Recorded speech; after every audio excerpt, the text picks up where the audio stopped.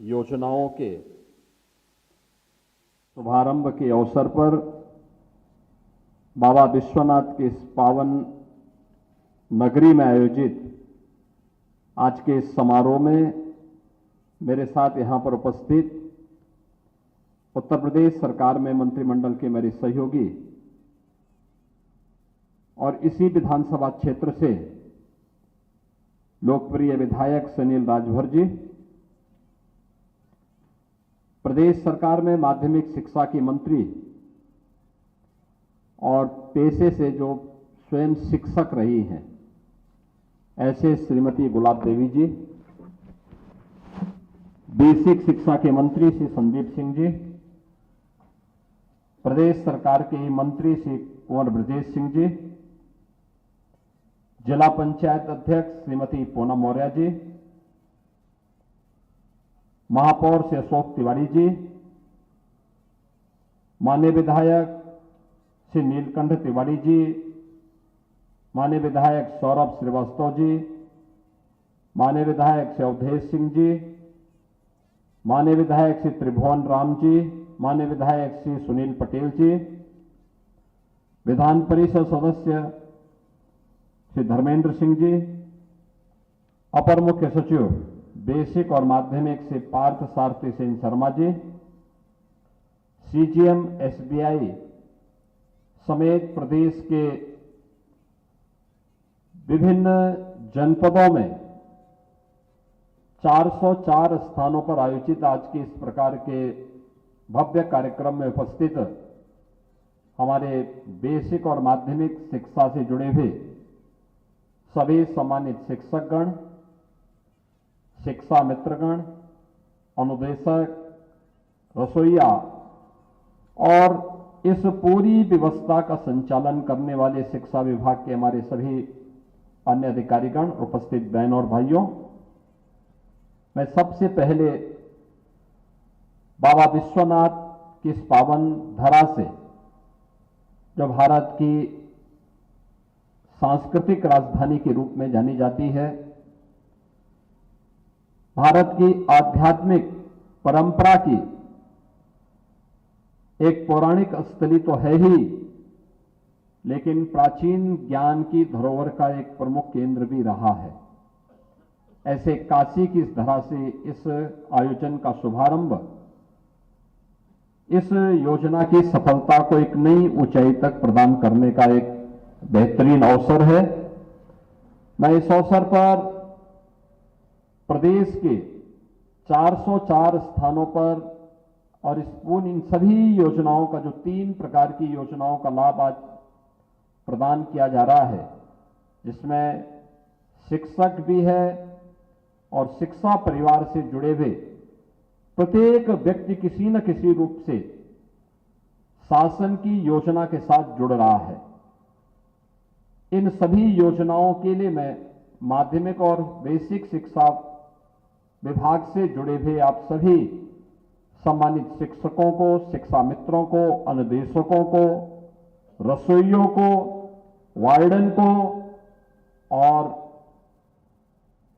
उन सभी बच्चों को जिनको आज बेसिक शिक्षा परिषद के स्कूलों में जो अध्ययन करते हैं, उनको यूनिफॉर्म के लिए bag, books, shoes, socks, sweater आदि के लिए जो धनराशि डीबीटी के माध्यम से अंतरित की गई है, इसके लिए हृदय से बधाई देता हूं। मैंने जो पहले बताया 3 प्रकार की योजनाएं हैं। एक आपने मांगा नहीं था, लेकिन आपके स्वास्थ्य की चिंता हम सबको हो रही थी, और कैशलेस 5 लाख रुपए की सवार्षिक कैशलेस स्वास्थ्य की सुविधा। 12 लाख शिक्षक इससे लाभान्वित हो रहे हैं प्रदेश में। यानी इसमें शिक्षक भी हैं, शिक्षा मित्र भी हैं, अनुदेशक भी हैं और रसोइया भी है, वार्डन भी है। एक साथ इससे लाभान्वित हो रहे हैं 12 लाख केवल बेसिक और माध्यमिक शिक्षा से जुड़े हुए लोग। मैं इन सभी को इस योजना के लिए हृदय से बधाई भी देता हूं, आपका अभिनंदन भी करता हूं और ईश्वर से प्रार्थना करता हूं कि आप स्वस्थ रहें, उत्तम आरोग्यता को आप प्राप्त करें, यह हमारी शुभकामना है। दूसरा, जो बेसिक शिक्षा परिषद में 1,10,00,000 बच्चों को पहले चरण में 1,320 करोड़ रुपए की राशि उनके अकाउंट में अंतरित की जा रही है, उनके अभिभावक के अकाउंट में, जिनमें उनको 2 यूनिफॉर्म के लिए, बैग के लिए, बुक्स के लिए, स्वेटर के लिए, जूता मोजा के लिए ये राशि उपलब्ध कराई जा रही। प्रत्येक छात्र 1,200 रुपये। हम लोग जब देते थे तो इसमें 800 रुपया हमारा खर्च होता था, लेकिन इसको और बढ़ा करके 1,200 रुपये प्रति छात्र उपलब्ध करवाया जा रहा है। हमारा दायित्व तो बनता है कि हमारा विद्यालय अच्छा लगे। जैसे हम लोगों ने स्वच्छ और हरित विद्यालय के रूप में भी 12 अपने आदर्श शिक्षकों को यहां पर सम्मानित किया है, जिनका राष्ट्रीय स्तर पर जिन्होंने अपने विद्यालय को पुरस्कार दिया है। तो स्वच्छता के साथ साथ विद्यालय के आंतरिक अनुशासन को बनाए रखने के लिए ये छात्र अपनी यूनिफॉर्म में आए, उनके पैरों में जूते मोजे हों, सर्दी का समय है तो उनको स्वेटर पहन करके आए।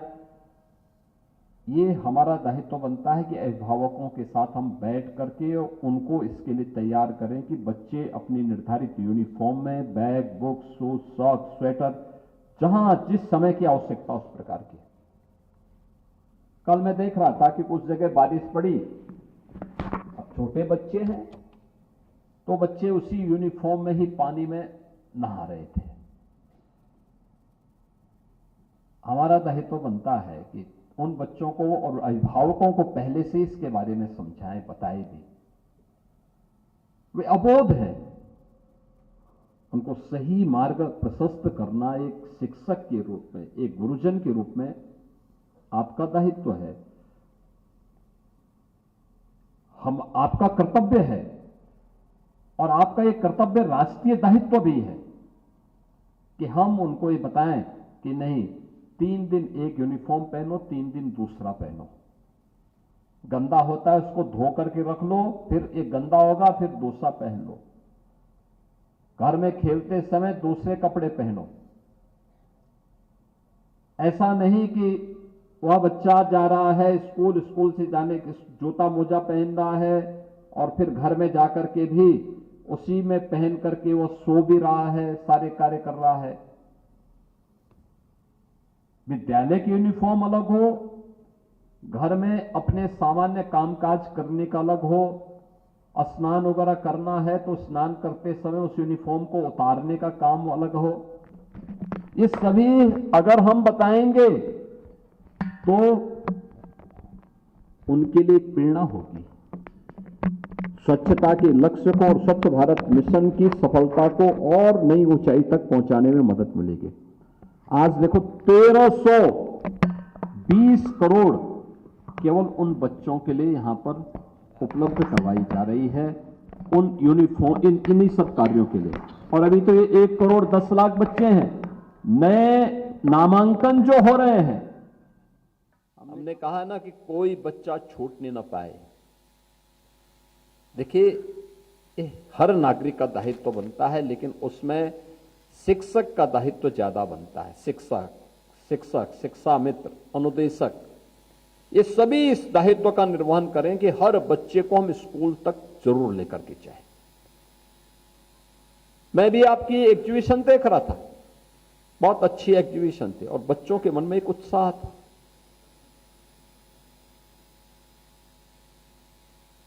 निपुण भारत अभियान के अंतर्गत मैं देख रहा था 3री क्लास के बच्चे बहुत अच्छे ढंग से वाक्य बनाने और उसको पढ़ने में स्वयं में निपुण दिखाई दे रहे थे।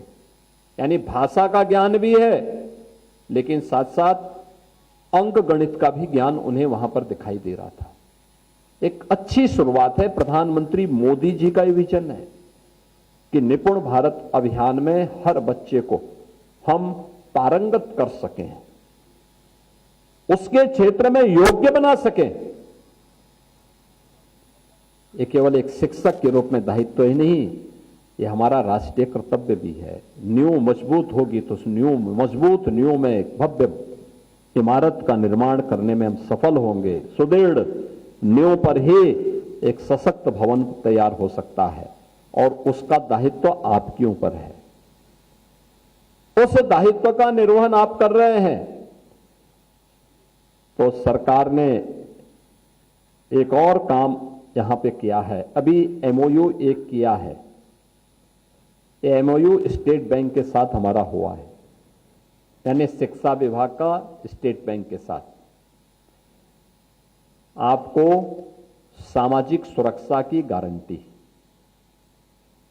हर एक शिक्षक को भी, शिक्षा मित्र को भी और अनुदेशक को भी एक नई गारंटी दी जा रही है, जिसमें पहले तो ईश्वर करे कि कोई ऐसी घटना दुर्घटना ना हो, लेकिन अगर कहीं भी कोई ऐसी स्थिति पैदा होती है, उन स्थितियों में जिसमें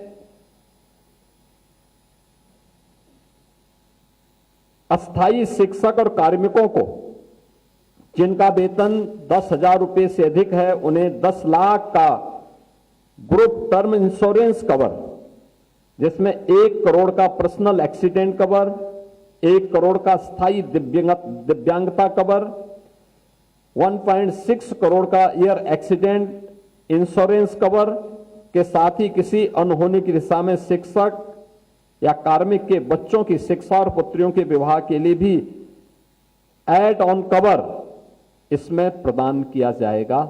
यह एक नई सामाजिक सुरक्षा की गारंटी मिली है, जिसका अभी तक घोषणा नहीं हुई, आज यहां पे पहली बार इसको किया जा रहा है। भारतीय स्टेट बैंक के साथ मिलकर के उत्तर प्रदेश का माध्यमिक और बेसिक शिक्षा विभाग इस कार्यक्रम को लागू कर रहा है। आपकी कभी डिमांड नहीं थी इसकी, क्योंकि आप तो मानकर चलते थे कि शिक्षक तो अमर हो गया है, तो ये तो आपको आपके किसी के साथ हो सकता है, कोई भी घटना दुर्घटना किसी के साथ भी हो सकती है, लेकिन ये अलग से आपको एक नई सुविधा का लाभ दिया जा रहा है और देश के अंदर कहीं नहीं है। यूपी पहला राज्य है जो इसको लागू कर रहा है। इसके साथ ही जो संविदा के कार्मिक हैं, 10,000 से अधिक होने की दिशा में उन्हें 30 लाख रुपए से 80 लाख रुपए का पर्सनल एक्सीडेंट इंश्योरेंस कवर, अस्थायी या आंशिक विकलांगता की दिशा में 30 लाख से 80 लाख रुपए, 15 लाख से 40 लाख का इंश्योरेंस कवर और ईयर एक्सीडेंट की दिशा में 30 लाख से 80 लाख तक का इंश्योरेंस कवर और कार्मिक के साथ किसी अनहोनी की दिशा में कार्मिक के बच्चों की शिक्षा और पुत्रियों के विवाह के लिए भी एड ऑन कवर प्रदान किया जाएगा। 10,000 से कम नेट मासिक वेतन पाने वाले कार्मिक को जीरो बैलेंस अकाउंट का एटीएम या पर्सनल एक्सीडेंटल इंश्योरेंस पॉलिसी के आधार पर 2 लाख का एक्सीडेंटल इंश्योरेंस कवर भी इसमें प्रदान किया जाएगा। ये सभी प्रकार के लोग इससे आच्छादित हो जाते हैं, यानी रसोईया भी, शिक्षा मित्र भी, शिक्षा मित्र तो खैर बड़े उसमें आ गए, लेकिन आपके जो सामान्य अल्प वेतन भी भोगी हैं उनको भी ये सभी प्रकार की सुविधाएं आपको प्रदान की जा रही हैं, जिसमें आज अभी एमओयू हमारा भारतीय स्टेट बैंक के साथ में शिक्षा विभाग के अपर मुख्य सचिव ने यहां पर अभी किया है। कैशलेस की जो सुविधा आपको दी जा रही है 5 लाख रुपए की, इसमें लगभग 450 करोड़ रुपए वार्षिक आएगा, जिसको प्रदेश सरकार ने कहा कि हम भुगतान करेंगे, हम आपसे नहीं लेंगे। आपसे केवल गुरु दक्षिणा के रूप में हम केवल एक बात आपसे मांगते हैं कि आप लोग केवल बच्चों पे ध्यान दें। स्कूलों का वातावरण स्कूल जैसा लगना चाहिए। स्कूल का वातावरण ऐसा होना चाहिए जहां पे स्वच्छ सुंदर वातावरण भी लगे, अनुशासित वातावरण भी लगे और देश के भविष्य को गढ़ने वाला वातावरण का एक आध्यात्मिक तेज स्वतःस्फूर्त भाव के साथ वहां पर उपलब्ध होता हुआ दिखाई दे। देखिए, मैं बार बार कहता हूं, ये संभावनाएं यूपी के अंदर पहले भी थी। एक समय था उत्तर प्रदेश से देश के अंदर कई क्षेत्रों में शिक्षक यूपी से जाते थे। अरुणाचल प्रदेश में आप जाइए, वहां पे हर व्यक्ति हिंदी बोलता है। मैंने जब वहां पे, आज केंद्र सरकार में मंत्री हैं श्री किरेन रिजिजू, हमारे साथ सांसद थे। मैंने रिजिजू जी से पूछा, मैंने कहा भी मुझे बताओ, आपके अरुणाचल में सभी लोग बहुत अच्छा हिंदी बोलते हैं? उन्होंने कहा, हां, हमारे यहां जितने भी शिक्षक हैं वे सब यूपी से ही गए हुए हैं, यानी यूपी ही वहां ये सुविधा उपलब्ध करवाता था। मैं मध्य प्रदेश में गया था। मध्य प्रदेश में मैंने देखा कि मध्य प्रदेश के अंदर अलीगढ़ और एटा, कासगंज, हाथरस, आगरा, मैनपुरी, इटावा, फिरोजाबाद, मथुरा, इन जनपदों से भारी संख्या में लोग वहां। मैंने पूछा, भाई ऐसे कैसे? तो मैं जिससे बात करूं उस परिवार के लोगों ने कि मेरे बाबा, मेरे दादा, मेरे पिताजी, वो लोग बोलते थे हमें वो शिक्षक के रूप में यहां है, यानी शिक्षा के लिए शिक्षक के रूप में भी यूपी से ही वहां भी लोग गए। आप राजस्थान में देख लें, आप अन्य राज्यों में जाके देख लें, बड़ी संख्या में। लेकिन एक समय ऐसे भी आया जब यूपी की शिक्षा व्यवस्था को लोगों ने अपने निहित स्वार्थ के लिए पूरी तरह बर्बाद कर दिया था। याद रखना, शिक्षा आधारशिला है समाज की। शिक्षा के बगैर कुछ भी हो पाना असंभव है। और इसीलिए प्रधानमंत्री मोदी जी ने जब देशवासियों से कहा कि हमें विकसित भारत की संकल्पना को पूरा करना है, तो विकसित भारत की आधारशिला क्या बनेगी? उन्होंने उससे 2 वर्ष पहले भारत को एक व्यावहारिक राष्ट्रीय शिक्षा नीति दी। जिस प्रकार की भारत की शिक्षा नीति भारत पर आधारित होगी, भारत की परंपराओं से पर आधारित होगी, और राष्ट्रीय शिक्षा नीति देश के अंदर लागू की गई। शिक्षा के बगैर अब कुछ भी नहीं कर सकते। शिक्षा की उपेक्षा हुई। आपने उत्तर प्रदेश को देखा होगा, यूपी बीमारू राज्य हो गया। उत्तर प्रदेश के नौजवानों के सामने, आप जितने शिक्षक यहां पर हैं, आज से 8 साल 9 साल पहले आप भी नौकरी के लिए जब इधर उधर जा रहे होंगे, भटक रहे होंगे, यूपी के बाहर आपके सामने पहचान का संकट आया था। लोग आपको भेद इससे देखते थे। आज मैं मानता हूं, पिछले 9 वर्ष में डबल इंजन सरकार ने जो प्रयास किया, अब कोई आपको पहचान के संकट से गुजरने की आवश्यकता नहीं। आज शिक्षा पर दिया गया ध्यान, शिक्षा पर किया गया कोई भी निवेश कभी व्यर्थ नहीं जाता है, और व्यर्थ न जाए इसके लिए सरकार ने अनेक कदम उठाए। शिक्षा का उन्नयन हुआ, उत्तर प्रदेश अब तेजी के साथ दौड़ता हुआ दिखाई दे रहा है। आज आप देख रहे हैं वो यूपी के अंदर माध्यमिक में नकल मुक्त शिक्षा, कोई नकल नहीं। देखो ना, पहले 3 महीने तक माध्यमिक शिक्षा की परीक्षाएं चलती थी। 3 महीना परीक्षा, अगले 2-3 महीने फिर रिजल्ट आने में लगते थे। आधा साल तो गया, बाकी जो बचता था उसमें कुछ पर्व और त्योहार हो गए, कुछ अन्य कोई बात हो गई। पढ़ाई होती कब थी? बड़ी विचित्र सी स्थिति थी। परीक्षा के लिए 3 महीने का मतलब क्या? और मैं अभिनंदन करूंगा उन सभी शिक्षकों का और उन सभी अधिकारियों का जिन्होंने इसको कम करते करते करते मात्र 14 दिन के अंदर माध्यमिक शिक्षा की सभी परीक्षाएं संपन्न होंगी। अगले 15 दिन के अंदर परिणाम भी आ रहा है। 1 महीने के अंदर सब कुछ 56 लाख बच्चे उसमें परीक्षार्थी के रूप में शामिल होते हैं, नकल मुक्त परीक्षा। और नहीं तो पता लगता था कि दूसरे राज्यों के लोग आ रहे हैं परीक्षा देने के लिए, तो वाराणसी नहीं आते थे, लखनऊ नहीं, गोरखपुर सिटी में नहीं, कानपुर में नहीं, गाजियाबाद, गौतम बुद्ध नगर या मेरठ में नहीं, वे परीक्षा देने के लिए कहां से आते थे? वो दूर दराज से, कोई हिमाचल से, कोई जम्मू कश्मीर से, कोई पंजाब से, कोई अन्य राज्य से। और कहां देने के लिए आते थे? बलिया में, गाजीपुर में, आजमगढ़ में, मऊ में। अबे हमने कहा मऊ और आजमगढ़ और बलिया क्या इतने ज्यादा शिक्षा के क्षेत्र में आगे बढ़े हैं क्या? काशी तो मैं मानता था, प्रयागराज भी हम मानते थे। तो हमने कहा भी कोई दाल में काला जरूर है, और तब हम लोगों ने इस अभियान को चलाया। आज देखते होंगे सब ऐसे कुकुरमुत्ते सब बंद हो गए, वे सब अड्डे बंद हो गए। ये इस प्रकार की जो शरारत थी वही तो पहचान का संकट खड़ा करती थी और यूपी के नौजवानों के भविष्य के साथ भी खिलवाड़ करती थी, और उन लोगों के भी भविष्य के साथ जो आकर के परीक्षा देते। मैंने कहा भी वो परीक्षा तो कहीं भी दे सकता है।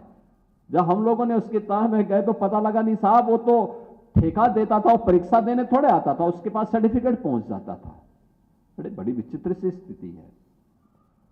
इसीलिए तो यूपी के एक नेता ने कहा था कि भाई नकल करना हमारा जन्मसिद्ध अधिकार है। तो अब जब नकल करना ही जन्मसिद्ध अधिकार है तो फिर किसको क्या कह सकते हैं?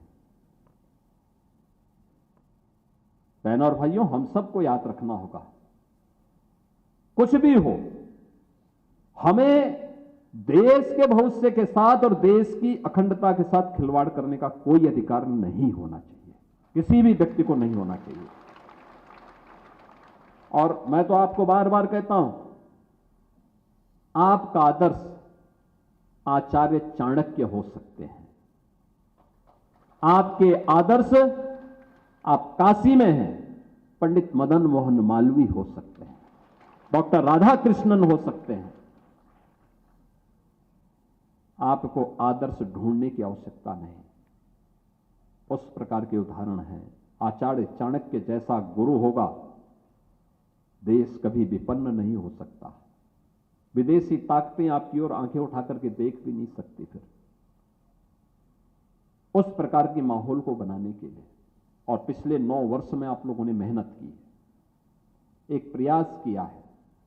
मैं देखता हूं जब उत्तर प्रदेश के अंदर की आज बहुत सारी स्कीम ऐसी हैं जो राष्ट्रीय स्तर पर एक सक्सेस स्टोरी के रूप में देखी जाती है। ऑपरेशन कायाकल्प, निपुण भारत कार्य अभियान के अंतर्गत किए गए प्रयास,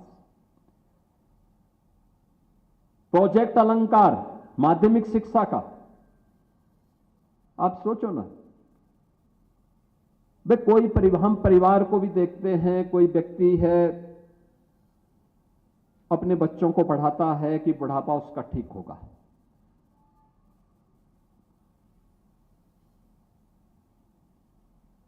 जिन स्कूलों में आपने अध्ययन किया है, उन स्कूलों में अगर कोई सुविधा नहीं हो पाई है तो हमारा दायित्व बनता कि हम भी कुछ कंट्रीब्यूशन करें, कृतज्ञता ज्ञापित करना, यही है। वो हमारे लिए किसी मंदिर से कम नहीं है। वहां जाके प्रणाम करना, वहां के कार्यक्रमों में भागीदार बनना, उसके प्रति कुछ योगदान कर लेना। और पुराने विद्यालयों में मैं देखता था, वो गवर्नमेंट इंटर कॉलेजेज हैं, बालिकाओं के गवर्नमेंट इंटर कॉलेजेज हैं, शासकीय सहायता प्राप्त निजी क्षेत्र में से संचालित ऐसे विद्यालय हुआ करते थे। बहुत अच्छा काम किया था कभी उन्होंने, देश के लिए एक पीढ़ी को गढ़ने का काम किया था। लेकिन एक समय के बाद हालत उनकी बहुत खराब हो गई, बहुत खराब हो गई थी। कोई देखभाल करने वाला नहीं। एक समय उनकी पहचान थी, वहां एडमिशन के लिए लोगों को तमाम सिफारिशें लगानी पड़ती थी, और तब भी कभी भी संबंधित प्रधानाचार्य या शिक्षक कभी हिम्मत नहीं हारते थे। पूरी तन्मयता के साथ, पूरे मनोयोग के साथ उस कार्य के साथ जुटे रहते थे। समय के साथ गिरावट आई, फिर संसाधन भी नहीं शासन के द्वारा उपलब्ध करवाए गए, वे विद्यालय जीर्ण शीर्ण हो गए थे। मैं कई जगह जाता था, मैं देखता था, भाई हम लोगों ने भी तो किसी स्कूल से पढ़ा है। बुरा लगता था कि भाई देखो, जिन विद्यालयों में हमने पढ़ा है, आज हम लोग उन विद्यालयों की तरफ ध्यान नहीं दे रहे हैं। फिर हम लोगों ने प्रोजेक्ट अलंकार के माध्यम से इन सभी विद्यालयों के लिए एक सुविधा उपलब्ध कराई। हमने कहा सबको पैसा एक साथ दे दो, उपलब्ध कराओ, पैसा पर्याप्त धनराशि उपलब्ध कराओ। और मुझे बहुत अच्छा लगा कि लगभग 1000 के आसपास विद्यालयों के लिए माध्यमिक शिक्षा परिषद ने धनराशि उपलब्ध करवाई, और आज भव्य भवन दिखाई दे रहे हैं, अच्छे फर्नीचर दिखाई दे रहे हैं, अच्छी वहां पे लेबोरेटरी बन गई है, वहां पे डिजिटल लाइब्रेरी बन गई है। अच्छा लगता है, और ये हमारा कृतज्ञता भी है उन संस्थाओं के प्रति जिन्होंने पीढ़ियों को गढ़ा था। आने वाली पीढ़ी के लिए एक आश्वस्ति भी है, और यह कार्यक्रम हम लोगों को निरंतर आगे बढ़ाने के साथ जुड़ना पड़ेगा। हम सब इसके साथ जुड़े, नई नई चीजें आ रही हैं। मैं भी देख रहा था अटल टिकरिंग लैब में, जो बच्चे देख रहे थे, कितना उनके अंदर आत्मविश्वास था। आपके द्वारा किया गया प्रयास है तो सामने आ भी रहा है, दिखता भी है। तो ये हम सब इन बातों को देखें, और जब हमें गिरावट नजर आती तो बहुत दुख भी होता है, क्या होगा देश का। मैं विश्वास करता हूं कि आज जो सुविधा दी जा रही है, आज जो कुछ ये नया कार्य शुभारंभ हुआ है, 3 प्रकार की चीजें। एक, कैशलेस की सुविधा, 12 लाख शिक्षक इससे लाभान्वित होने जा रहे हैं। 1 करोड़ 10 लाख बच्चों के लिए ये पैसा हमने दिया है, जो नया इनरोलमेंट आकर के जब यहां पे आ जाएगा, वो बेसिक शिक्षा परिषद उसके लिए भी एक इवेंट बना करके अपना कार्य प्रस्तुत करेगा, उन लोगों के पास ही पैसा पहुंच जाएगा। इसके साथ ही जो सामाजिक सुरक्षा की एक बड़ी गारंटी प्राप्त हो रही है, यह एक बड़ी उपलब्धि है, और ये केवल शिक्षा विभाग ने पहले इस कार्य को कर दिया,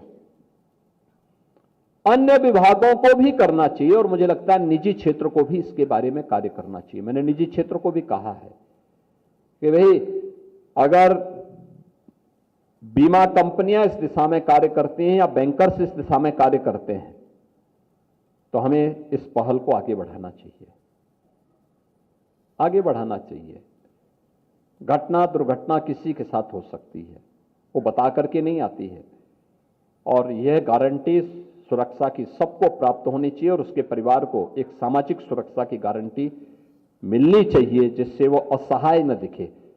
आज ये तीनों प्रकार की सुविधाएं उपलब्ध होने, स्वच्छता और ग्रीन कवर के लिए जिन प्रधानाचार्यों को और शिक्षकों को आज सम्मानित किया गया है, इन सबको मैं बधाई देता हूं।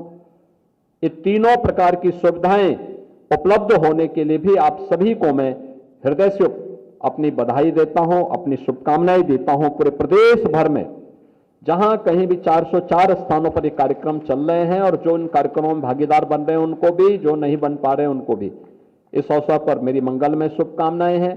और मेरा केवल, हम लोगों की केवल एक अपेक्षा है, उत्तर प्रदेश सरकार आपसे केवल एक अपेक्षा रखती है, एक अनुशासित वातावरण बनाना। उस अनुशासित वातावरण के माध्यम से देश के भविष्य को जितनी मेहनत हो सकती है, प्यार से उन बच्चों को पढ़ा करके गढ़ने की आवश्यकता है। देश का भविष्य अच्छा हो जाएगा तो मैं मानता हूं हर नागरिक का भविष्य अपने आप अच्छा हो जाएगा, और ये शिक्षा उसका माध्यम बनेगी। इस विश्वास के साथ आप सबके प्रति मेरी मंगलमय शुभकामनाएं हैं। धन्यवाद। जय हिंद। बहुत बहुत धन्यवाद माननीय मुख्यमंत्री जी, जोरदार तालियां।